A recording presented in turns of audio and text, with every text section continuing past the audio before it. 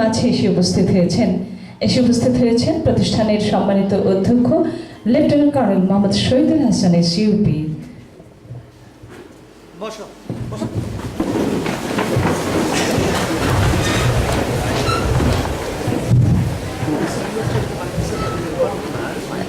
Sir, অনুষ্ঠান শুরু করবার জন্য আপনার অনুমতি প্রার্থনা করছি।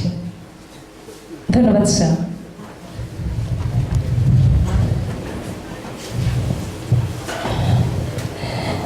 সম্মানিত অতিথি, বরেণ্য শিক্ষাবিদ, লেখক প্রফেসর ডক্টর মোহাম্মদ জাফর ইকবাল, প্রতিষ্ঠানের সম্মানিত অধ্যক্ষ lieutenant colonel Mohammad Shahidul Hasan SUP, সম্মানিত শিক্ষক মণ্ডলী এবং প্রিয় শিক্ষার্থী, আসসালামু আলাইকুম। আমরা এই মুহূর্তে আজ অত্যন্ত আনন্দিত, গর্বিত। আজ আমরা আমাদের মাঝে পেয়েছি যাকে, তিনি জীবন্ত কিংবদন্তি প্রফেসর ডক্টর মোহাম্মদ জাফর ইকবাল। তোমরা যাকে এই সময়ে বৈজ্ঞানিক কল্পকাহিনীর অগ্রপথিক বলে চেনো। আমরা জানি প্রফেসর ডক্টর মোহাম্মদ জাফর ইকবাল, যার স্বদেশের প্রতি তার দায়বদ্ধতার কথা, যিনি বিশ্ববিদ্যালয়ের র্যাঙ্কিংয়ে প্রথম, ক্যালটেক এবং ওয়াশিংটন ইউনিভার্সিটিতে লেখাপড়া করে বেল কমিউনিকেশন রিসার্চের মতো অভিজাত প্রতিষ্ঠানে গবেষক হিসাবে কাজ করার পরও ও সব কিছু ছেড়ে দিয়ে মাতৃভূমির টানে দেশে ফিরে এসেছেন এবং সিলেট বিজ্ঞান ও প্রযুক্তি বিশ্ববিদ্যালয়ে কম্পিউটার বিজ্ঞান ও প্রকৌশল বিভাগের প্রফেসর এবং তড়িৎ প্রকৌশল বিভাগের বিভাগীয় প্রধান হিসেবে কাজ করছেন। আমরা জানি যে সমকালে তিনি বিজ্ঞান এবং গণিত আন্দোলনের তিনি পথিকৃৎ। আমরা জানি যে আর অত্যন্ত গর্বের সাথে উচ্চারণ করতে হয় যে তিনি একজন মুক্তিযোদ্ধার সন্তান, একজন শহীদ মুক্তিযোদ্ধার সন্তান, যিনি বৈশ্বিক অগ্রগতির সাথে বাংলাদেশকে এগিয়ে নিতে সৃজনশীল পাঠ্যক্রম প্রণয়নের অন্যতম একজন স্বপ্নদ্রষ্টা। সমকালী যিনি বুদ্ধির মুক্তি আন্দোলনের একজন অগ্রণী পুরুষ, সাম্প্রদায়িক সংকট, ধর্মান্ধতা, সকল প্রতিকূলতাকে পাশ কাটিয়ে যিনি বুদ্ধির মুক্তির আন্দোলনে নিরলসভাবে কাজ করে চলেছেন। এই খ্যাতিমান বিজ্ঞান লেখক শুধু বিজ্ঞান লেখেই ক্ষান্ত হননি, বরং দেশের যে কোনো সংকটে, আন্দোলনে তিনি রাস্তায় এসে নেমেছেন। তিনি যে কোনো প্রতিবাদ মিছিলে জনতার সাথে একসাথে কাজ করেছেন। আর আমাদের জন্য অত্যন্ত আনন্দের খবর এটি যে তিনি আমাদের আত্মার আত্মীয়, তিনি এই ব্রহ্মপুত্র বিধৌত পুণ্যভূমি ময়মনসিংহের সন্তান। আমাদের শিক্ষার্থীরা তার আদর্শ, প্রেরণা এবং কর্মে সঞ্চারিত হবে। তার প্রেরণা নিয়ে তারা আগামী দিনের জন্য সুযোগ্য নাগরিক হিসেবে গড়ে তুলবে। তার কথা শুনে আমাদের শিক্ষার্থীরা উদ্দীপ্ত হবে, প্রেরণা পাবে। এই রকম প্রত্যাশাকে সামনে রেখে আমরা তাকে আমন্ত্রণ জানিয়েছিলাম এবং এই বাদল বরিশন উপেক্ষা করে তিনি আমাদের মাঝে এসে উপস্থিত হয়েছেন। রবীন্দ্রনাথ বলেছিলেন, নীল নবক্ষণে আষাঢ় গগনে তিল ঠাঁই আর নাহিরে, ওগো আজ তোরা যাসনে ঘরের বাহিরে। তিনি আবারও বলেছেন, ঘরের বাহির হয়েছি যখন, কে ফেরাবে মোরে। আজকে আমরা আমাদের অতিথিকে আমাদের মাঝে পেয়েছি। আমি আর তার সম্পর্কে কোনো কথা বাড়াচ্ছি না, কেননা প্রফেসর ডক্টর মোহাম্মদ জাফর ইকবাল সম্পর্কে কে না জানে। আর আমি নিশ্চিত এই মুহূর্তে কেউ আমার কথা শুনতে চাচ্ছে না, সবাই অধীর আগ্রহে অপেক্ষা করছে অতিথির কথা শুনতে। তো এই মুহূর্তে আমি আমাদের আজকের অতিথি, বরেণ্য শিক্ষাবিদ প্রফেসর ডক্টর মোহাম্মদ জাফর ইকবাল স্যারকে মঞ্চে আমন্ত্রণ জানাচ্ছি।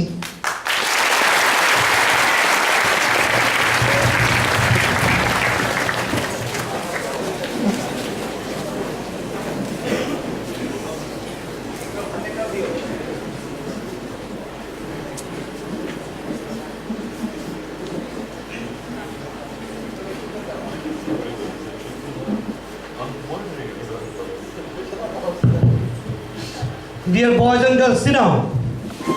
The floor is open for Dr. Jafar Iqbal sir. Then you're at your own.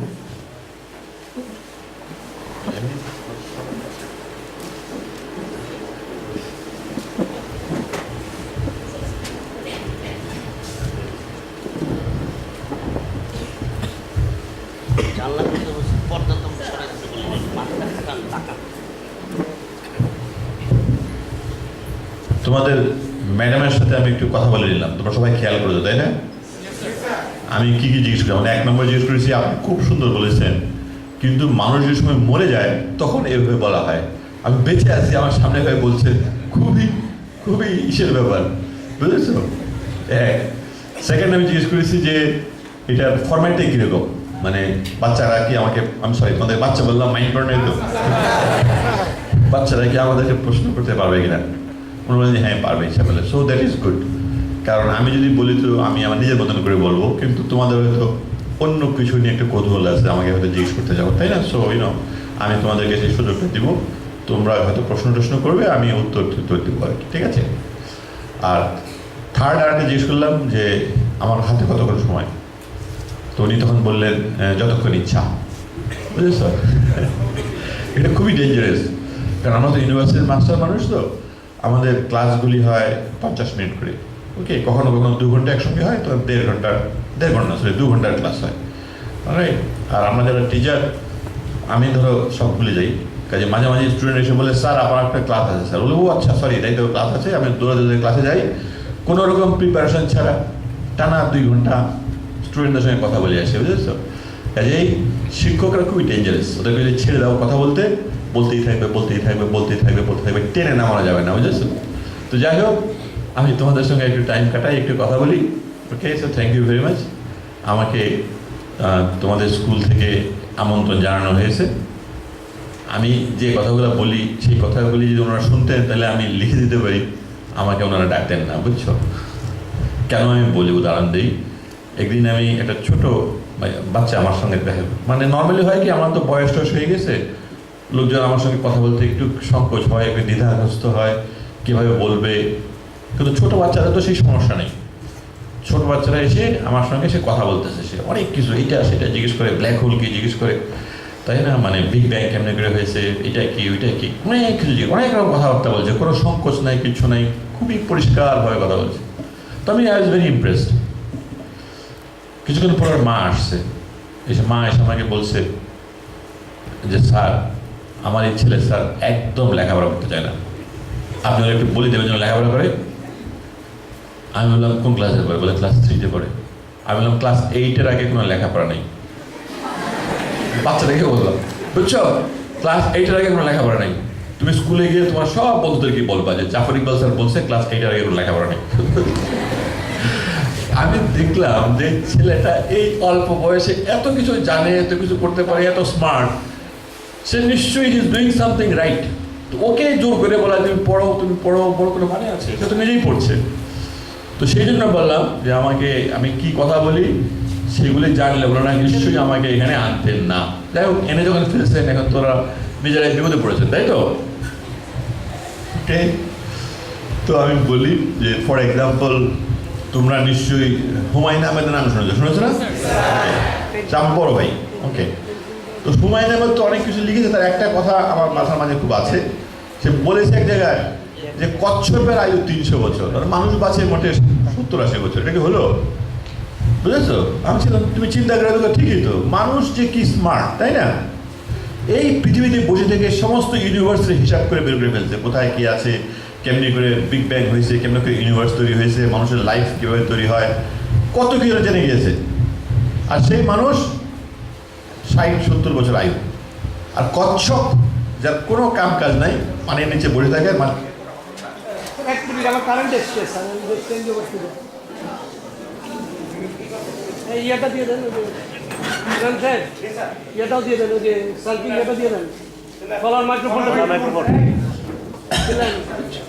আর সেই মানুষ মাত্র 60-70-80 বছর বাঁচে, বুঝেছো? It is not fair. মানুষের আয়ু আর অনেক বেশি হওয়া উচিত ছিল, সোদের অনেক দিন ধরে তারা তার একটা জীবন কাটাতে পারে। তো এখন যেহেতু দেওয়া হয় নাই, যেহেতু দেওয়া হয় নাই আগামী আপনি হেঁটেও জি জি ঠিক আছে। হ্যালো, আচ্ছা ঠিক আছে। হ্যালো, শোনা যাচ্ছে কথা? তো যেহেতু এত অল্প সময়ে আমার একটা মানে লংজিভিটি আমার আয়ু দেওয়া হয়েছে, কাজে আমাকে সময়টা ঠিক করে কাটাতে হবে, ঠিক কিনা বলো? যদি 300 বছর থাকলে ঠিক আছে, প্রথম 20 বছর ঘুমালাম, পরে আস্তে আস্তে লেখাপড়া করলাম আগামী 30 বছর ধরে, তারপরে আরো 10 বছর রেস্ট নিলাম, তাই না? আমার হাতে সময় নাই। এবার যখন ছোট থাকি তখন কেউ আমাদের পাতা টাতা দেয় না, তাই তো? আমরা সব বুঝি, কিন্তু আমার বাবা মারা মনে করে যে আমরা কিছু বুঝি না, ঠিক কিনা বলো? সব বুঝি কিন্তু আমরা।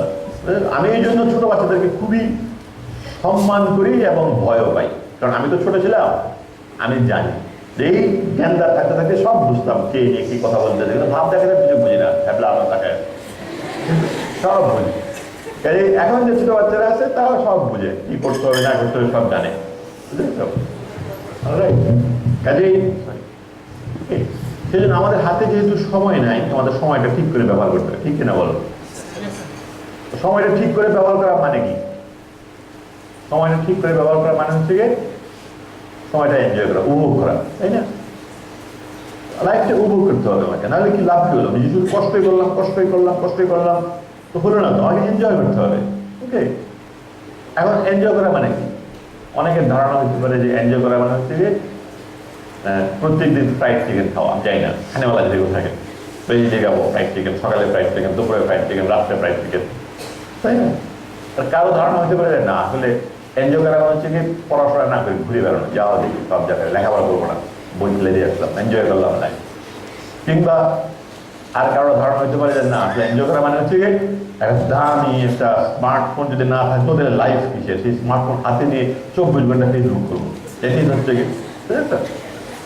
এক এক ধরনের এক এক রকম হতে পারে কিভাবে লাইফ এনজয় করবে। বাট আমি যেহেতু ধরো অনেক কিন্তু জীবন কাটালাম, মোটামুটি এখন আমার বয়স হচ্ছে 64-এর মতো, তাই তোমরা যারা আছো তাদের 3 গুণ জীবন কাটিয়ে এসেছি, কাজে আমি মোটামুটি ভাবে জীবনটা দেখে এসে আমি আবিষ্কার করেছি আপনার লাইফটা কেন্দ্র করে এনজয় করতে হবে।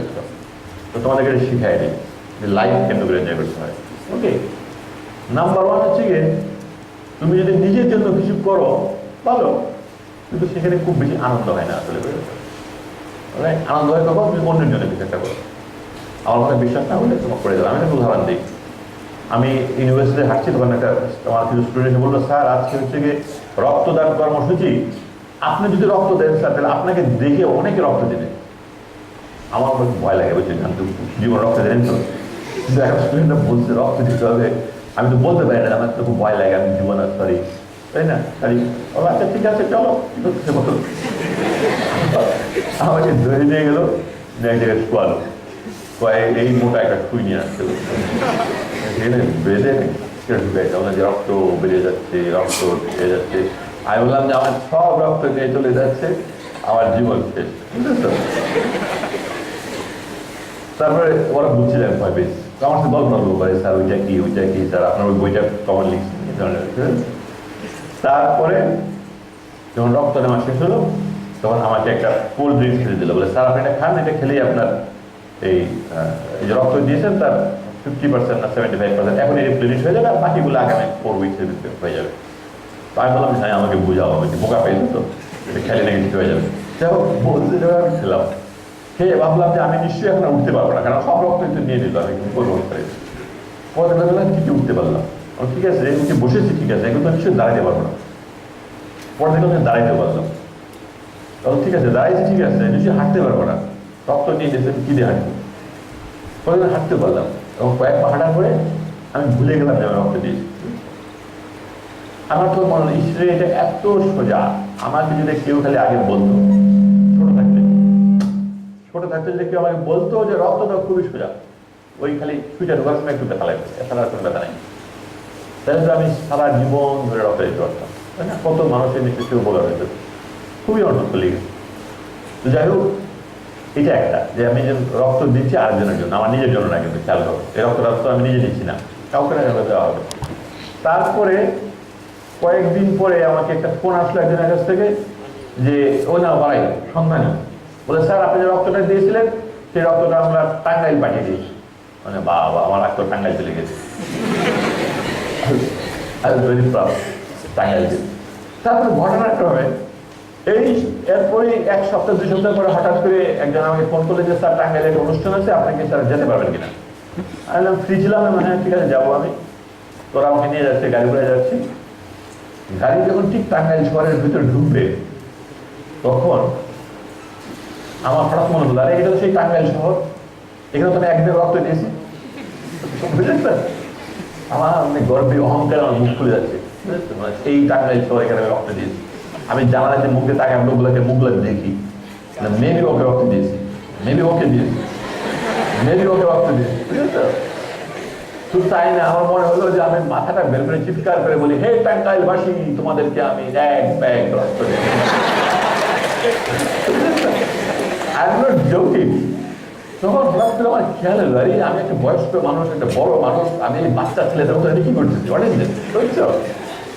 তখন আমি বুঝলাম যে আসলে এই যে রক্ত, আমি বই লিখি, বাচ্চারা পড়ে আমাকে বলে স্যার সুন্দর বই লিখেছেন, কিংবা বাচ্চারা খুব স্পষ্টবাদী হয়, যদি বইটা খারাপ বলে স্যার এটা কি লিখছেন, পড়ে বমি এসে যাচ্ছে, বুঝছো? সিরিয়াস আমাকে বলছি, আমি একটা কিছু করলাম, তার উত্তরে আমি প্রত্যুত্তরে আমি কিছু একটা পাই, তাই না? সবসময় তাই হয়। কিন্তু এই যে রক্তদান ব্যাপারটা আমি দিয়েছি, কিন্তু আমার কোনো ফিডব্যাক নাই, কেউ আমাকে কিচ্ছু বলে নাই যে থ্যাংক ইউ আপনার রক্তটার জন্য। আমি এটা ওয়ান ওয়ে আনন্দটা সেই জন্য, বুঝছো? কারণ আমি জানিও না কোনো একজন মানুষ হয়তো কোনো একজন রোগী কারো জীবন বেঁচেছে, কিছু একটা হয়েছে, সে রক্ত দিয়েছে, তখন আমি টের পেলাম, ও আচ্ছা এইটাই হচ্ছে গিয়ে আসল কথা। অন্যের জন্য যদি কিছু করি তাহলে আনন্দটা অনেক বেশি হয়, তাকে অনেকে শিখাই দিলাম। তোমরা যদি আমার কথা বিশ্বাস না করো, নিজেরা ট্রাই করে দেখতে পারো, নিজের জন্য তো করবে, অবশ্যই লেখাপড়া করবে, তাই না? এটা করবে, গান গাইবে, কবিতা আবৃত্তি করবে, অন্য কিছু করবে, কিন্তু তোমার যদি ক্ষমতা থাকে, তুমি যদি পারো অন্যের জন্য যদি কিছু করো, দেখবা তাতে আনন্দটা অনেক বেশি হয়, বুঝেছো? রাইট?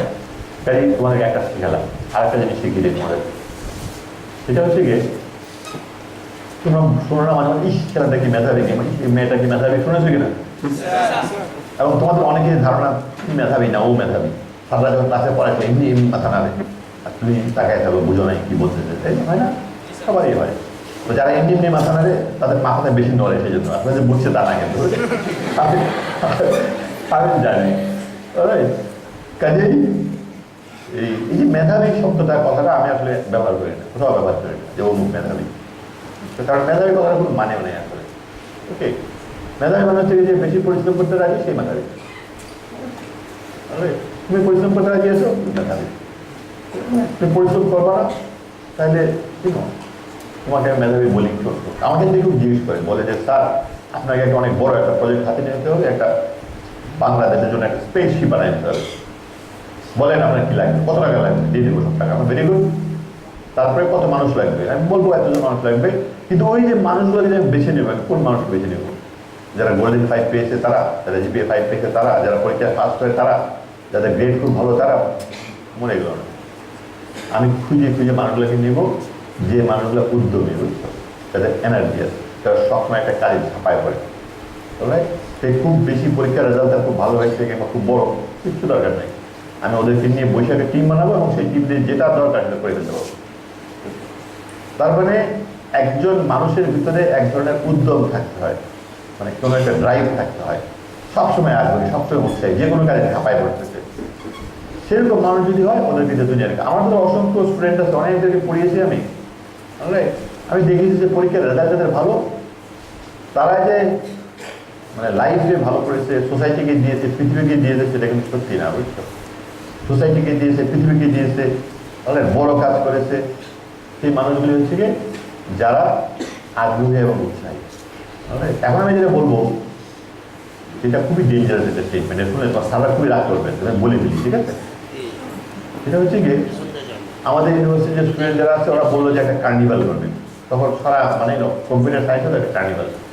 সেই কার্নিভালের ভিতরে একটা স্পন্সর দরকার হয়, স্পন্সর মানে টাকা পয়সা দিতে হয়। তো এখন ওদের খুব সুবিধা হচ্ছে স্টুডেন্টদের, আগে স্পন্সরের জন্য গ্রামীণের পিছনে ঘুরো রে, রবির পিছনে ঘুরো রে, ওদেরকে তেল মালিশ করো, ওদের একটু টাকা দেয়। কিন্তু এখন হয়েছে আমাদের স্টুডেন্টরা নিজেরা সফটওয়্যার কোম্পানি বানিয়েছে, ওদেরকে বললে হয় শরীফ ভাই একটু টাকা লাগবে, কিংবা অমুক ভাই একটু টাকা লাগবে, তো ওরা স্পন্সার করে। তো আমাদের আগের অনুষ্ঠানে একটা অনেক বড় একটা স্পন্সার পেলাম, একটা বড় কোম্পানি দিল, সে আমার স্টুডেন্ট। সে প্রতি মাসে 4 কোটি টাকা খালি বেতন দেয়, বুঝছো, মাসে। চিন্তা করো কত বড় কোম্পানিটা। তোমরা ওদের নাম শুনবে কদিন পরই, তার হচ্ছে একটা রিং আইটি না রিং আইডি একটা জিনিস তৈরি করেছে, অলরাইট? তোমরা দেখবে রিং আইডিটা আস্তে আস্তে একটা খুব বড় কাজ করে। এনিওয়ে, তো যখন স্পন্সার নিয়ে আসতে বলে যে তো শরীফ ভাই, তো আপনি অনুষ্ঠানের দিন আইসেন। সে বলছে না না না, আমি অনুষ্ঠানে যাবো না। বলছি কেন যাবেন না? বলছি না, এখানে গেলেই স্যারের পাশে বসতে হবে স্টেজে, স্যার মানে আমি, আমার পাশে স্টেজে বসতে হবে। স্যার তো আমার দিকে তাকায় জিজ্ঞেস করবো তুমি কোন বেচের? তখন আমি কি বলবো, কারণ সে পাস করে নাই। সে পাস করে, সে আমার কি বললো, আমাকে মুক্ত খাবে কেমন করে? পাস করে নাই। পাস করে নাই তো কি হয়েছে? সে এত বড়, আই থিঙ্ক বাংলাদেশের সবচেয়ে বড় সফটওয়্যার কোম্পানিকে তৈরি করেছে, এবং সেই ওই ছোট করার জিনিস না, সে এমন জিনিস একটা তৈরি করার চেষ্টা করছে যেন সারা পৃথিবীতে বাংলাদেশের একটা ব্র্যান্ডিং হয়। তো ওই ছেলেরা পরীক্ষায় পাস না করে এটা করতে পেরেছে। তার মানে কি? তার মানে হচ্ছে গিয়ে আমাদের পড়াশোনার সিস্টেমটা ভালো না, বুঝছো? আমরা যে সিস্টেমে লেখাপড়া করাই ছেলে মেয়েদেরকে আমি ধরতে পারি না। এই ছেলেটা অনেকই স্মার্ট ছিল, আমি তো বুঝতে পারি নাই, সে আমার সিস্টেমে সে লেখাপড়া করতে পারে নাই, বুঝেছো? এইটা হচ্ছে আমার খুবই কষ্ট লাগে যে আমরা কেন আমাদের ছেলে মেয়েদেরকে একটা সঠিক একটা লেখাপড়ার একটা জিনিস দিতে পারলাম না, তোদের পড়া সুন্দর করে লেখাপড়া করতে পারছে। আর একটা স্টুডেন্ট আছে, আমি দেখেছি হঠাৎ করে দেখেছি সে একটা পার্টিকুলার কোর্স না গিয়ে সে আসে না, তো আমার তার ডিগ্রি হয় নাই, সে এইচএসসি পাস। তো আমি আমার নিজের পকেটের টাকা দিয়ে তাকে রেজিস্ট্রেশন করলাম, করে তাকে ডেকে পাঠালাম যে তুমি এসে পরীক্ষাটা দাও। তো সে স্যার ডাকছে না, আসে কেমন করে, এসে পরীক্ষাটা দিই। দিয়ে যখন চলে যায় আমি তখন তাকে জিজ্ঞেস করলাম, আচ্ছা তুমি যে পরীক্ষাটা দেওয়া নাই সেজন্য তোমার ডিগ্রি হয় নাই, তুমি কি জানো যে তুমি এখন আসলে বেসিক্যালি তোমার কোনো ডিগ্রি নেই? বলে তা জানি। তো তোমার কোনো ডিগ্রি নেই, কিছু নেই, কী করো তুমি? বলে স্যার আমি একটা সফটওয়্যার কোম্পানিতে কাজ করি। আমি বললাম যে সফটওয়্যার কোম্পানি যারা চালায় তারা তোমাকে কখনো জিজ্ঞেস করে নেই তোমার ডিগ্রি নেই কেন? না স্যার জিজ্ঞেস করে না। কেন জিজ্ঞেস করে না? বলে ভয় জিজ্ঞেস করে না। ভয় কি ভয়? বলে আমাকে জিজ্ঞেস করলে আমি যে রাগ হয়ে চলে যাই সেজন্য আমাকে জিজ্ঞেস করে না। বুঝছো? সে এখন আমি এই পরীক্ষাটা তাকে যোগ করে দেওয়া হয়েছিলাম, সেজন্য সে পাস করে সে ডিগ্রি পেয়েছে, সে এখন মাইক্রোসফটে কাজ করে, বুঝছো? তো আমি যেটা বললাম সেটা হচ্ছে গিয়ে আমরা যেভাবে লেখাপড়া করাই সেটা এখনো ঠিক হয় নাই। সেই জন্য অনেক ব্রাইট ছেলে মেয়ে আছে, তারা আমাদের সিস্টেমে খুব ভালো করছে না, কিন্তু তাদের কিন্তু ব্রাইটনেস এবং তাদের ক্ষমতা কিন্তু তাদের কোনো ক্ষতি হয়নি। তার মানেটা কি? আমি কি এটা যে বোঝানোর চেষ্টা করলাম যে লেখাপড়ার কোনো দরকার নেই? কয়জন মনে করছো যে আমি বোঝানোর চেষ্টা করছি লেখাপড়ার দরকার নেই? আমি কিন্তু একবারে সেটা বলি নাই। আমি খালি বলছি যে সরি, আমাদের ফেলিউর, আমার সিস্টেমটা এখন ঠিক করে ডেভেলপ করতে পারি নাই।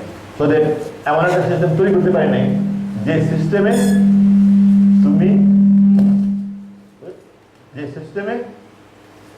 আমরা ছেলেটাকে কিংবা মেয়েটাকে ঠিক করে জাজ করতে বুঝলে? ওকে, আমি শুরু করেছিলাম কি যে মনে আছে, আমি বলতে মেধাবী কথাটা আমি বিশ্বাস করি না। মেধাবী মানে হচ্ছে গিয়ে যে বেশি পরিশ্রম করতে রাজি আছে সে হচ্ছে গিয়ে মেধাবী। ওকে, আমি কেন এই কথাটা বলি, উদাহরণ দিলাম। এই ছেলে মেয়েগুলি এরা কিন্তু এরা মানে কি বলবো, মানে এদের কোনো তুলনা নাই। কিন্তু মেধাবী অমুক মেধাবী অমুক কেউ মেধাবী বলবে না, কারণ একজন কি করে নাই, ডিগ্রি পায় নাই, আর একজন আমি তো না আনলে পাস করতে পারি, কিন্তু এরা কিন্তু ঠিকই কাজ করছে। তাই আমার কাছে মেধাবী মানে হচ্ছে যে পরিশ্রম করতে রাজি আছে সেই মেধাবী। এটা কেন আমি বললাম? তোমরা সবাই তো আইনস্টাইনের নাম শুনেছো।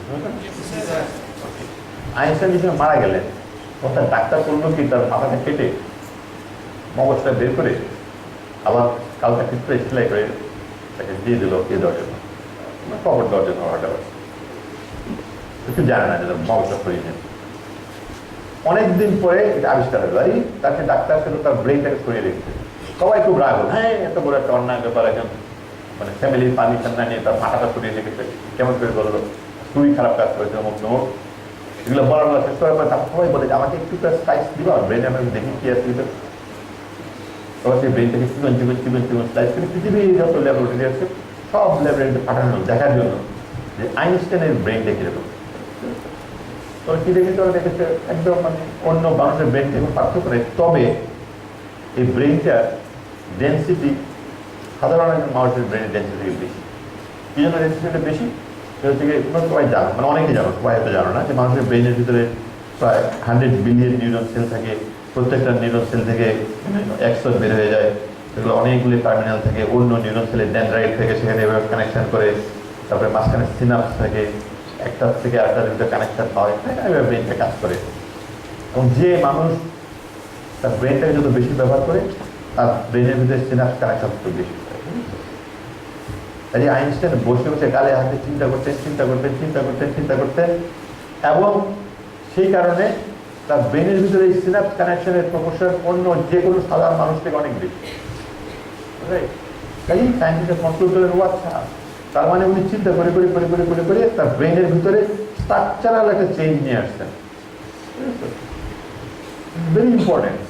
এটা শোনার পর থেকে আমি জানি যে তুমি যে ব্রেন নিয়ে জন্ম নিয়েছো, তোমাকে সেই ব্রেন নিয়ে থাকতে হবে না। রাইট? তুমি ইচ্ছা করলে তোমার ব্রেনটাকে ইমপ্রুভ করতে পারবে। So it's up to you.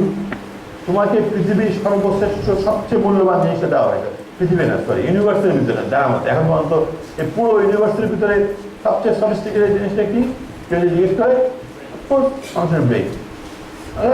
100 billion নিউরনের এই যে মাথার ভিতরে তৈরি হয়েছে 1.3 কেজি জিনিসটা, একটা জিনিসটা, তো ক্যান ইউ ইমাজিন তুমি এটা কি সাংঘাতিক জিনিস, কি সফিস্টিকেটেড জিনিস। রাইট? কাজে প্রত্যেকের আছে, আমার আছে, তোমার আছে, আমাদের প্রত্যেকের আছে। এত সফিস্টিকেটেড একটা জিনিস। নেক্সট কোয়েশ্চেন হচ্ছে আমি কি এটা ব্যবহার করছি? এটা হচ্ছে $1 মিলিয়ন কোয়েশ্চেন। আমি কি ব্যবহার করছি? হ্যাঁ, কেউ হয়তো ব্যবহার করে ফেসবুক করার জন্য, রাইট? কেউ হয়তো এটা ব্যবহার করে জাস্ট অন্যের নিয়ে পড়াচর্চা করার জন্য, কেউ হয়তো ব্যবহার করেই না, তার ব্যবহার করতে কষ্ট হয়, ব্রেনটাকে বুঝতে দেওয়ার লাগে, বুঝে হিন্দি সিরিয়াল দেখে টেলিভিশন। ওকে, কাজেই তুমি যদি মনে করো তোমার ক্লাসের ওই ছেলেটা কিংবা মেয়েটা কত সাংঘাতিক, খুবই ব্রেন, এমনিতে মাথা নাড়ে সাজা হচ্ছে বলে, রাইট? কোনো তোমার মন খারাপের কিচ্ছু দরকার নেই, তুমি ওর জায়গায় বুঝতে পারবো, ওর থেকে ভালো জায়গায় বুঝতে পারবে। আমি তোমাকে জানিয়ে দিয়ে রাখলাম, তুমি যে ব্রেন নিয়ে জন্ম নিয়েছো, তোমাকে সেই ব্রেন নিয়ে থাকতে হবে। Right? It's not like computer, যে কম্পিউটার কিনলাম তার মাইক্রো প্রসেসর এরকম, সে সারা জীবন এরকমই থাকবে। নো, আমাদের ব্রেনের যে প্রসেসর সেটা কিন্তু চেঞ্জ হয়। সেটা তুমি একটা রাত্রেবেলা সারা ধরে অঙ্ক করলে, একটা অঙ্ক পাঠ করতেই হবে, চেষ্টা করলে এবং শেষ পর্যন্ত অঙ্কটা করতে পারলে না, তোমার মনে হলো এই সারাটা রাত আমি নষ্ট করলাম, মানে এই অঙ্কটা করতে গিয়ে আমি কি অপরাধ করছি, বোকা আমি, খামাখা সময়টা নষ্ট করলাম, গিয়ে তুমি মনটা খারাপ করে বেজার হয়ে তুমি ঘুমাতে গেছে, তাই তো? আসলে কিন্তু তোমার বেজার হওয়ার কোনো কারণ নেই। তুমি যে সারাটা রাত চেষ্টা করছো, তোমার ব্রেন কিন্তু কন্টিনিউয়াসলি কাজ করে গেছে, নতুন স্ন্যাপ কানেকশন হয়েছে। তাহলে তুমি ঘুমানোর আগে যে ব্রেনে ঘুমাইছো, মানে অঙ্কটা করার আগে যে ব্রেনটা ছিল, তুমি যখন ঘুমাতে গেছো ডিফারেন্ট ব্রেনে তুমি ঘুমাতে, বা ব্রেনটা সফিস্টিকেটেড, তুমি নিজেও টের পাবো না। এর পরের বার আরেকটা অঙ্ক যে সহজে করে ফেলেছো, তার কারণটা যে ওই দিন রাত্রেবেলায় চেষ্টা করছিলে, তুমি কিন্তু সেটা ধরতে পারো নাই, কিন্তু এটা হয়েছে, বুঝেছো? তো দেখছে চেষ্টা করতে পারো নাই, তো কি হয়েছে, বাট চেষ্টা করতে থাকো। তোমরা সবাই জানো যে আমরা গণিত অলিম্পিয়াড করি, পদার্থবিজ্ঞান অলিম্পিয়াড করি, ইনফরমেটিক্স অলিম্পিয়াড করি। আগে প্রথম শুরু করেছিলাম আমরা, মানে কিছুই পারতাম না। এখন 12টা, এই বছর 12টা মেডেল আছে, একমাত্র গোল্ডে, একটা গোল্ড আমরা হারিয়েছি। মোটামুটি রুটিন হয়ে গেছে, এখন আমরা মেডেল পাবো। কীভাবে হয়েছে? ওই ছেলে মেয়েগুলো মেডেল হলে জন্য, কারণ আমাদেরকে ভালো করে ট্রেন করেছি, সুন্দর করে ট্রেন করেছি। রাইট? তাহলে আমি তো অনেকক্ষণ কথা বললাম, আমি মনে হয় যে তোমাদের কাছ থেকে একটু শুনি, এই কোশ্চেন শুনি। Sir, you can have a seat, sir. When you আমি ঠিক আছে, রাইট? তাহলে আমি বললাম, আমি যে কথাগুলো বলছি তাহলে একটা দেখি তো মনে আছে। নাম্বার 1 বলেছি লাইফটাকে এনজয় করো। নাম্বার 2 বলেছি লাইফ এনজয় করার সবচেয়ে ভালো সিস্টেম হচ্ছে অন্যের জন্য একটু করা। নাম্বার 3 আমি কি বলেছি, যে তোমার সবার একটা করে সফিস্টিকেটেড ব্রেন আছে, এই ব্রেনটাকে ব্যবহার করে তুমি সেই ব্রেনটাকে তুমি যে কোনো জায়গায় নিয়ে যেতে হবে, রাইট? এবং অলসো আমি এটাও বলেছি যে পৃথিবীতে সবচেয়ে মানে কি বলবো মেধাবী মানুষ বলতে আমি বোঝাই যারা অনেক পরিশ্রম করতে রাজি আছে। ওটা আরেকটা জিনিস বলা একটু মিস করে গেছে, বলে দিতে হবে, ঠিক আছে? ওকে, তোমাদের কারোর সঙ্গে কি ইসে দেখা হয়েছে রবীন্দ্রনাথ ঠাকুরের? হয় নাই, আমি যাই ভাবছিলাম নিশ্চয়ই দেখা হয় না। হুমায়ুনের মধ্যে দেখা হয়েছে কারো? হ্যাঁ হয়েছে, হাত তুলে দেখি। ও আচ্ছা, তোমার দেখা হয়েছে, আচ্ছা ভেরি গুড। কিন্তু এখন কি তার সঙ্গে দেখা করতে পারবে? বাবা, এটা আমার বড় ভাই, আমিও দেখা করতে পারবো না। পৃথিবীতে কত বড় বড় মানুষজন আছে, তাদের সঙ্গে কি আমরা সবসময় দেখা করতে পারি? পারি না। কিন্তু আসলে আমরা তাদের সঙ্গে টাইম স্পেন্ড করতে পারি, তাই না? আমি ইচ্ছা করলেই রবীন্দ্রনাথ ঠাকুরের সঙ্গে বসে মোটামুটি আড্ডা মারতে পারি। কীভাবে পারি? তার একটা বই নিয়ে তার বইটা পড়বো। তোমার মনে হয় না যে উনি আমার সামনে বসে আমাকে বলছেন? হুমায়ুন আমাদের কথা যদি মনে পড়ে যে তার সঙ্গে একটু কথা বলতে পারতাম, তার একটা বই টেনে নিয়ে আমি বইটা পড়ি। তোমার মনে হয় যে আচ্ছা, আমার সঙ্গে হুমায়ুন আমার কথা বলছে, সে যে জিনিসগুলো আমাদেরকে বলতে যাচ্ছে তার বই থেকে সেই জিনিসগুলো আসছে। ইট ইজ ভেরি ইম্পর্টেন্ট যে আমি যখন একটা বই পড়ি তখন আসলে যিনি বইটা লিখেছেন আমি তার সঙ্গে এক ধরনের যোগাযোগ করি। ফর এক্সাম্পল, মানে এটা তোমার খেয়াল করছে কিনা যায় না, একটা বই পড়া মানে কি, আমি একটা নিলাম এরকম একটা জিনিস, সাদা সাদা কাগজ আছে, এটা বাইন্ডিং করা থাকে, আমি টার্ন করি, বইটা তখন খুলে যায়, ওইদিকে তাকাই, আমি কি দেখি, একটা সাদা কাগজ, তার মাঝে কালো কিরকম কিরকম গোল গোল চক্র বা আকার বাবা দেওয়া আছে। আমরা সেটাকে বলি বর্ণমালা বলি, কিংবা অক্ষর বলি, কিংবা শব্দ বলি, তাই তো? আসলে কি সাদা কাগজ মানে কালো কালো কিছু জিনিস দাও। আমি যদি লেখাপড়া জানি তাহলে এটা আমার কাছে মিনিংফুল, আর যদি লেখাপড়া না জানি তাহলে এই কৃত্রিম একটি জিনিস।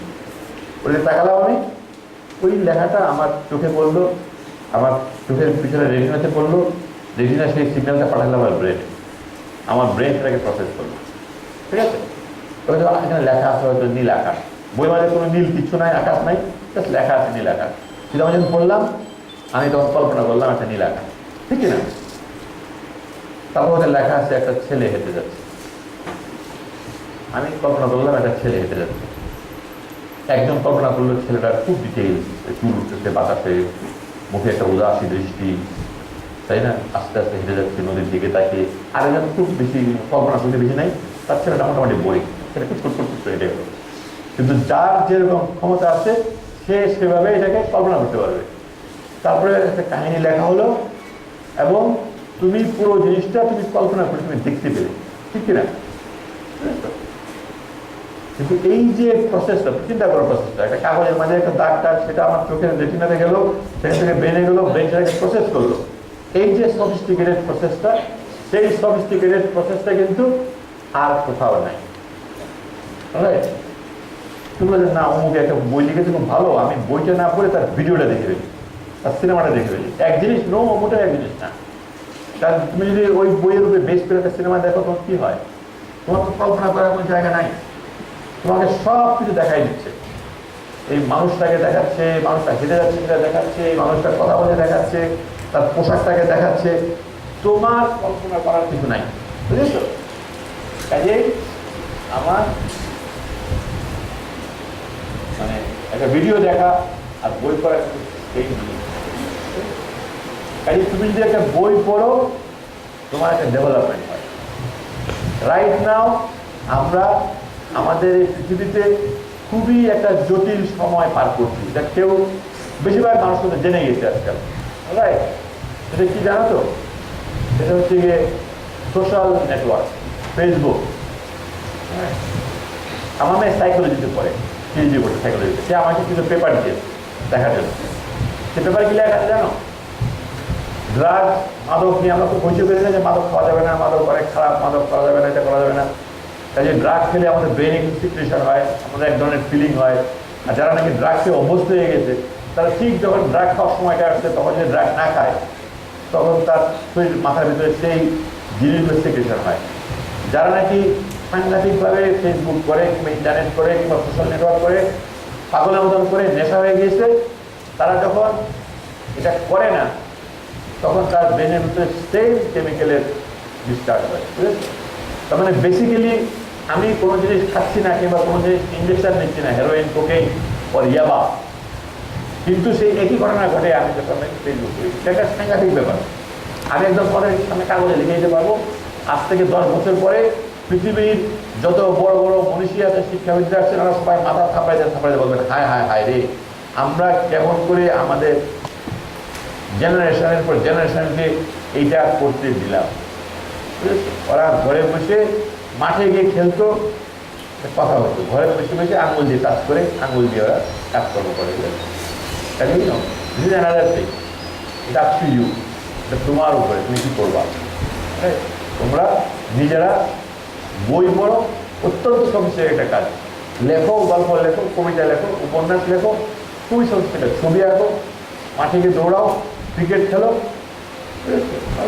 দিস আর অল আমাদের শরীরের সঙ্গে, আমাদের ডেভেলপমেন্টের সঙ্গে একটা কানেক্টেড, কিন্তু ফেসবুক করা ইজ নট কানেক্টেড। তো যাই হোক, মাস্টার মানুষ এরা কন্টিনিউয়াসলি উপদেশ দেয়, কাজে আমি তোমাদের অনেকগুলো উপদেশ দিয়েছি। এখন আমি উপদেশ দেওয়া বন্ধ করি, আমি দেখি তোমাদের কোনো কোশ্চেন আছে কিনা, তাহলে আমি দেখি তাড়াতাড়ি দেওয়া কিনা। বলো, আছে কারো প্রশ্ন? নাই? মাইক্রোফোন দাও।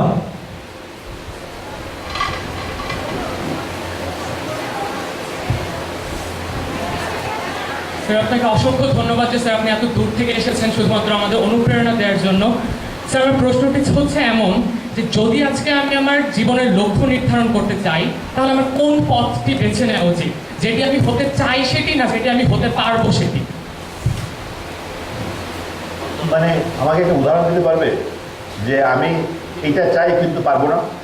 স্যার এমন হতে পারে যে স্যার ধরুন আজকে আমি স্যার চাই না স্যার সায়েন্টিস্ট হতে, কিন্তু স্যার এটা অনেকেই চায় পৃথিবী, কিন্তু এমনটা আমরা সিওরিটি দিতে পারবো না যে স্যার আমরা এখানে যেতেই পারবো, অথবা তার জন্য অনেক পরিশ্রম করতে হবে। কিন্তু স্যার আপনি একটু আগে যেরকমটা বললেন স্যার, আপনার একজন ছাত্র যে কিনা একটা সফটওয়্যার কোম্পানি করেছে, তারই হয়তো বা ছেলে একদিন সেই কোম্পানিটা সিইও হতে পারে, অর্থাৎ সে জানে যে স্যার সে এটা হতে পারবে, কিন্তু তার ইচ্ছাটি থাকে স্যার সে নাসার সায়েন্টিস্ট হতে হবে। স্যার তাহলে তার কোন পথটি বেছে নেওয়া উচিত? না, আমি বলি, ধরো প্রথমত আমি মনে করি যে তুমি যদি বলো নাসার সায়েন্টিস্ট হতে চাই, তাহলে তোমার চাওয়ার মাঝে একটু টেকনিক্যাল একটা সমস্যা আছে। তোমার বলা উচিত ছিল যে আমি একটা বড় সায়েন্টিস্ট হতে চাই, বুঝেছো? শুধু যে নাসাতে বড় সায়েন্টিস্ট হচ্ছে তা তো না। পৃথিবীর অসংখ্য জায়গায় অসংখ্য ইউনিভার্সিটি আছে, অসংখ্য ল্যাবরেটরি আছে, যেখানে নাসার সায়েন্টিস্ট থেকেও বড় সায়েন্টিস্ট আছে।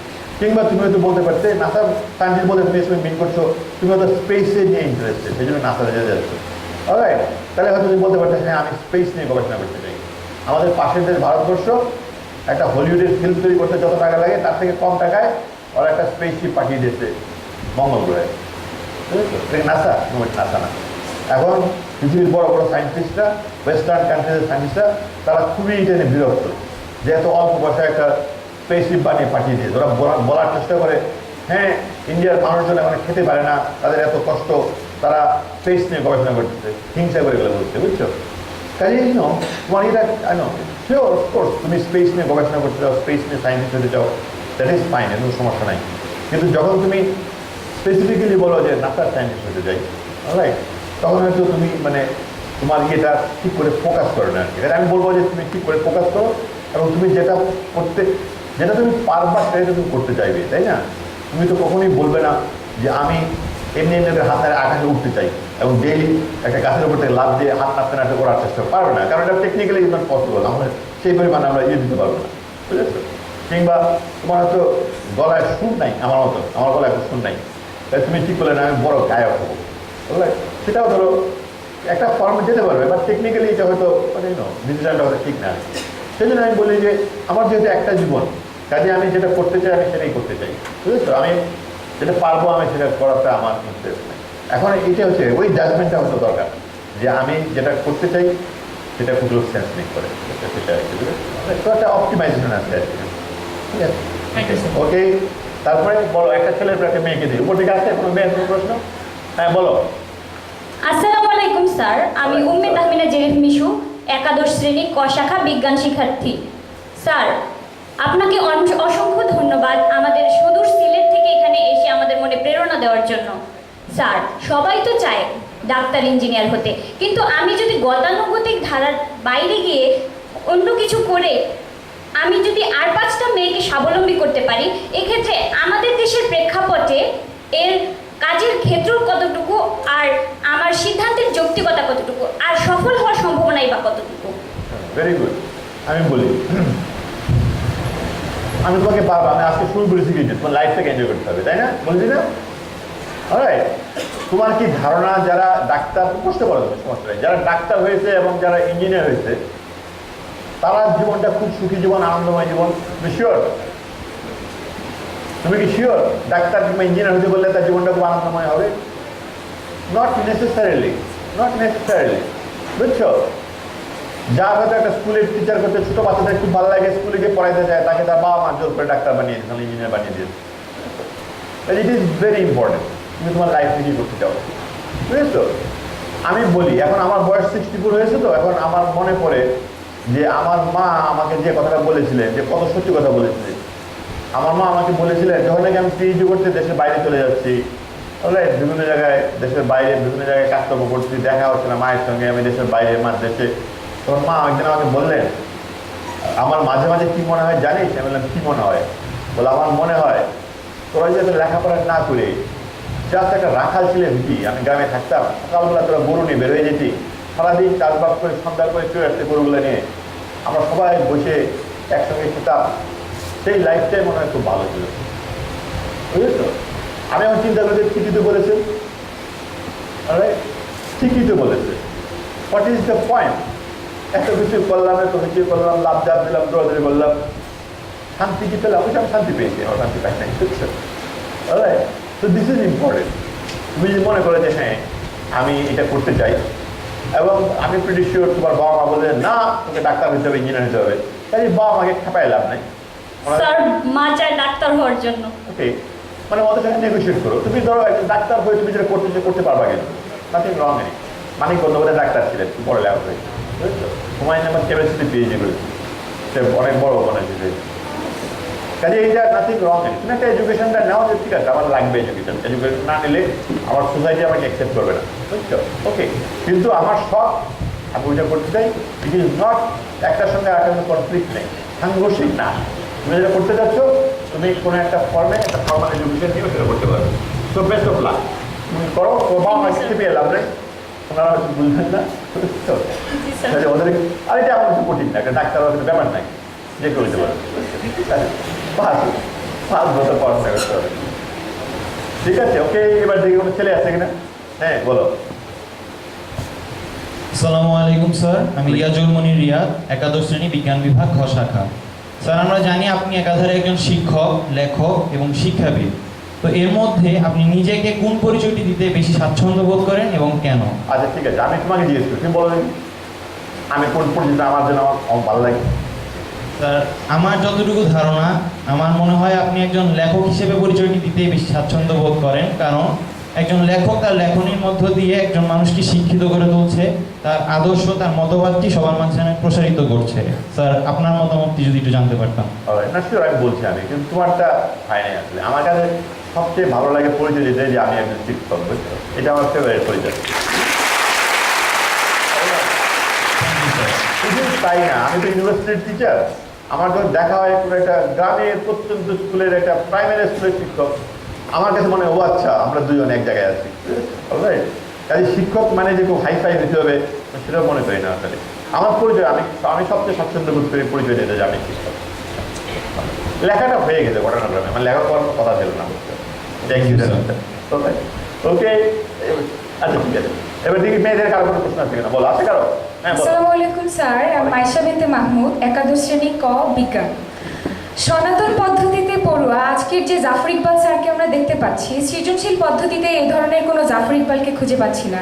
স্যার এর সম্বন্ধে যদি কিছু বলতেন। আমি বলি, তোমাদের অনেকেরই ধারণা, প্রথম কথা হচ্ছে এটার নামটা সৃজনশীল দেওয়ার কারণে ছেলে মেয়েদের কনফিউশন হয়েছে, বুঝেছো? আমরা যেটাকে সৃজনশীল পদ্ধতি বলছি সেটা হচ্ছে গিয়ে একজন বড় শিক্ষাবিদ ব্লুমস ট্যাক্সোনমি, ওনার কাজটা, এটাকে নামটা আমি এখন রিয়েলাইজ করছি যে এটার নামটা দেওয়া উচিত ছিল ব্লুমস ট্যাক্সোনমি। তাহলে মানুষজন দুই সর্বনাশ, বিদেশি মানুষের নামে নাম নিজস্ব ভালো জিনিস, বুঝছো? আর ঘটনাটা ঘটেছে এইভাবে। এই যে সৃজনশীল পদ্ধতি যেটা বলছি, সেখানে তুমি যদি বেসিক্যালি দেখো, ওইটা আসলে কোশ্চেনটা কীভাবে করা হবে তার একটা স্ট্রাকচার, রাইট? একটা কোশ্চেন করা হয় দেখার জন্য সে জিনিসটা মনে রাখতে পারছে কিনা, একটা কোশ্চেন করা হয় দেখার জন্য সে জিনিসটা বুঝেছে কিনা, একটা কোশ্চেন করা হয় দেখার জন্য সে যেটা জেনেছে সেটা ব্যবহার করতে পারে কিনা দেখার জন্য, আর সবচেয়ে শেষে একটা প্রশ্ন করা হয় দেখার জন্য তার থিঙ্কিংটা কি জাস্ট অর্ডিনারি স্ট্রাকচার লেভেলে নাকি একটু হাই লেভেলে হতে পারে, এটা বুঝছো? তো সৃজনশীল প্রশ্ন পদ্ধতি শুরু হওয়ার আগে যখন মানুষ জানতো না, যারা নাকি ভালো টিচার, তাদের প্রশ্নগুলো দেখো, তুমি দেখবে ওই টিচার কিন্তু ওই প্রশ্ন করে, ওনারা দেখেন ছেলেরা মনে রাখতে পারছে কিনা, দেখেন ছেলেরা বুঝতে পেরেছে কিনা, ওনারা দেখেন ব্যবহার করতে পারে কিনা, এভাবে প্রশ্ন করে যেত। এখন যেটা হয়েছে এটাকে একটা স্ট্রাকচার আমাদের নিয়ে আসা হয়েছে। 1 নম্বর হচ্ছে গিয়ে তুমি জানো কিনা সেটা জন্য, 2 নম্বর হচ্ছে গিয়ে বোঝো কিনা, 3 নম্বর হচ্ছে ব্যবহার করতে পারো কিনা, 4 নম্বর হচ্ছে গিয়ে উচ্চতর চিন্তা হোয়াট এভার, এর ভাগ করা হয়েছে। স্ট্রাকচারটাকে ভাগ করে দেওয়া হয়েছে তোদের স্টুডেন্টদের জন্য সোজা হয়, টিচারদের জন্য সোজা হয়, খাতা দেখাটা সোজা হয়, জিনিসটা যেন ঠিক করে রান করে, বুঝেছো? কাজেই এই সিস্টেমটার নাম ছিল কাঠামোবদ্ধ প্রশ্ন, কাঠামোবদ্ধ প্রশ্ন পদ্ধতি কিংবা কাঠামোবদ্ধ পরীক্ষা পদ্ধতি হোয়াট এভার। আমার মনে আছে যখন নাকি প্রথম এটা শুরু করা হলো তখন গার্জিয়ানরা খুবই এটার বিরুদ্ধে লেগে গেলেন। ওনারা বললেন যে এটা খুবই ভালো সিস্টেম, আমরা মানি, কিন্তু আমার একটা ছেলে আছে, ছেলেটা পাস করে যাক তারপরে এটা শুরু করে। আমাদের দেশের গার্জিয়ানদের থেকে সেলফি, আমি সরি কেউ গার্জিয়ান থাকলে মনে কষ্ট নেন না, মানে সামগ্রিকভাবে আমাদের গার্জিয়ানরা খুবই সেলফি, বুঝছো? এনিওয়ে, তখন এটাকে যখন নাকি মানে ব্যবহার করা হয় তখন প্রফেসর আব্দুল আবু সাইদ স্যার ছিলেন, আমি ছিলাম এবং আরও কয়েকজন অন্য ছিলাম, আমরা এখানে কথা বলছিলাম। তা আব্দুল আবু সাইদ স্যার তো খুবই মানুষ, সফিস্টিকেটেড মানুষ, সুন্দর করে চিন্তা করেন, সুন্দর করে কথা বলেন।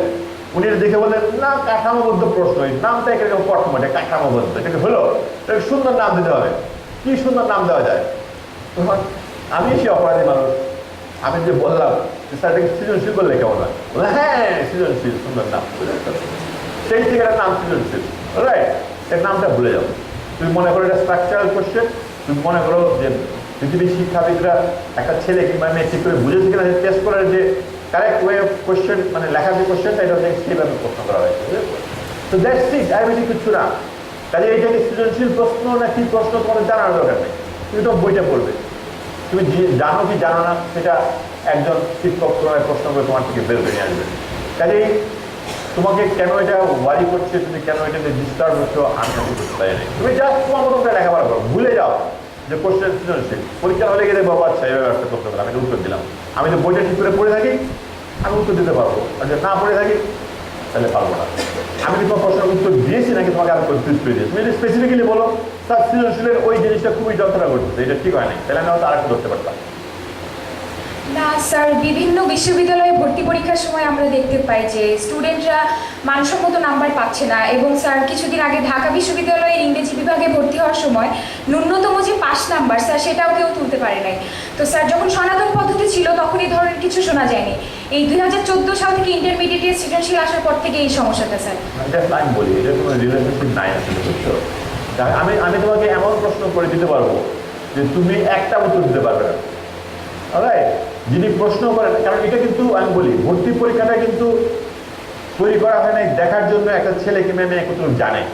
ভর্তি পরীক্ষাটা হচ্ছে একটা ছাঁকনি, আমি এখানে আটকাবো, শুধুমাত্র যারা ভালো তারাই ছাঁকনি দেখতে বেরিয়ে আসতে পারবে, বুঝেছো? তো কেউ যদি সৃজনশীল মানে ভর্তি পরীক্ষার কোশ্চেন দিয়ে এডুকেশনের মান যাচাই করতে চায়, that will not be fair, আসলে স্টুডেন্টের জন্য ফেয়ার না। একবার হাইকোর্ট থেকে আমাকে দায়িত্ব দেওয়া হয়েছিল যে ঢাকা ইউনিভার্সিটি একটা ভর্তি পরীক্ষা হয়েছে, সেই ভর্তি পরীক্ষা নিয়ে একটা গোলমাল হয়েছে, আমাকে দায়িত্ব দেওয়া হয়েছিল সেটা দেখে একটা জাজমেন্ট দেওয়ার জন্য। তো আমি ঢাকা ইউনিভার্সিটির সেই ভর্তি পরীক্ষার প্রশ্নগুলো নিয়েছিলাম, নিয়ে আমি কী রেখেছিলাম জানো? প্রত্যেকটা প্রশ্ন একটা করে গাইড বই থেকে নেওয়া হয়েছে, ইচ অ্যান্ড এভরি কোয়েশ্চেন সব গাইড বই। তাহলে তুমি বলো, যদি একটা ইউনিভার্সিটি তার ভর্তি পরীক্ষার প্রত্যেকটা প্রশ্ন একটা গাইড বই থেকে নেওয়া হয়, সেটা কি ফেয়ার হলো? হলো না। আমি তো স্টুডেন্টটাকে জাজ করতে পারলাম না এই পরীক্ষায় ভালো করবে কে, তাই ভালো করবে যারা নাকি ওই গাইড বইগুলি যেখান থেকে নেওয়া হয়েছে সেই গাইড বইগুলো মুখস্থ করে আসে তারা ভালো করবে, বুঝেছো? কাজে ওটা নিয়ে বেশি আপসেট হয়ে না। আমি বলবো ইন জেনারেল আমাদের ছেলেমেয়েরা আস্তে আস্তে ভালো হচ্ছে। যেটা আমি একটা সমস্যা দেখছি 2013 সালের পর থেকে ছেলেমেয়েদের অ্যাটেনশন স্প্যান কমে গিয়েছে, বুঝেছো? বেশিক্ষণ ক্লাসে মনোযোগ ধরে রাখতে পারে না, তার কারণ খুবই সোজা, তার কারণ হচ্ছে স্মার্টফোন, বুঝেছো? অনলাইন। সেই জন্য আমাদেরকে ওই জিনিসটা অ্যাড্রেস করতে হবে। তোমাদের মান মোটেও খারাপ হয় নাই, অনলাইন। এটা সারা জীবন মানুষজন বলে আসছে, ইস আমাদের সময় একটা মেট্রিক ফেল কত সুন্দর করে ইংরেজিতে রচনা লিখতে পারতো, আজকাল পারে না। কাজে ওটা নিয়ে ওয়ারি করো না, কারণ আমরা তো গণিত অলিম্পিয়াড করি, আমরা বিভিন্ন ধরনের অলিম্পিয়াড করি, সারা দেশ থেকে ছেলেমেয়েরা আসে। কোন গ্রামের একটা ছোট একটা মেয়ে সে গণিতে সবাইকে হারিয়ে দিচ্ছে, তাই না? তুমি আপসেট হয়ে না, ওয়ারি হয়ে না, তুমি তোমার মতন করে লেখাপড়া করো, এবং লেখাপড়াটা করো পরীক্ষার জন্য করো না, তুমি লেখাপড়াটা করো শেখার জন্য, জানার জন্য, অটোমেটিক্যালি পরীক্ষা ভালো হবে। এটা হচ্ছে গিয়ে আমার জানা মতো, আমি একজনকেও দেখি নাই যে খুব আনন্দের সঙ্গে পড়াশোনা করে শিখে জানে এবং তার পরীক্ষা ভালো হয় না কিংবা লাইফে কোথাও যেতে পারে না, সেটা কখনোই হয় না। কিন্তু আমার টার্গেটটা যদি হয় পরীক্ষা ভালো নম্বর পাওয়া যায়, আমি টোটালি ডিসপ্লেয়ার করি। আমার টার্গেট যদি হয় পরীক্ষায় ভালো নম্বর পাওয়া, তাহলে আমি কী চেষ্টা করবো, আমি পড়াশোনা করবো না এবং অপেক্ষা করতে থাকবো কখন প্রশ্নটা ফাঁস হবে, তাই তো? খুবই সরি আছে আমাদের যে এখন প্রশ্ন ফাঁস হয়। আমি একটা গল্প করি, একটা মেয়ে আমার কাছে একটা ইমেল পাঠিয়েছে একটা, যে স্যার পরীক্ষার প্রশ্ন ফাঁস হচ্ছে,